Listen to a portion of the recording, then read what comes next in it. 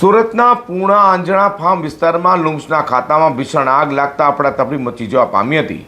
આગની જાણ થતાં જ ફાયર વિભાગની ટીમ તાત્કાલિક ઘટના સ્થળે પહોંચી આગ પર કાબૂ મેળવવાની કામગીરી હાથ ધરી હતી। તો ફસાયેલા કામદારોના ફાયરે રેસ્ક્યુ કર્યો હતો। બીજી તરફ સુરતમાં સતત વધતી આગની ઘટનાઓએ ચિંતાનો વિષય બનવા પામી છે। સુરતમાં રોજોરોજ આગના બનાવ સામે આવી રહ્યા છે। તે સુરતના પૂણા સ્થિત આંજણા ફાર્મ ખાતે લુમ્સના કારખાનામાં ભીષણ આગ ફાટી નીકળતા અફડાતફડીનો માહોલ સર્જાયો હતો। જયનારાયણ ખાતા નંબર 38 નામના કારખાનામાં રહેલા મોટા પ્રમાણમાં કપડાના જથ્થાને કારણે આગે મિનિટોમાં જ વિકરાળ સ્વરૂપ ધારણ કર્યું હતું, જેને કારણે કેટલાક લોકો આગમાં ફસાઈ હોવાની જાણ થતાં ફાયરની ટીમ સ્થળે દોડી ગઈ હતી।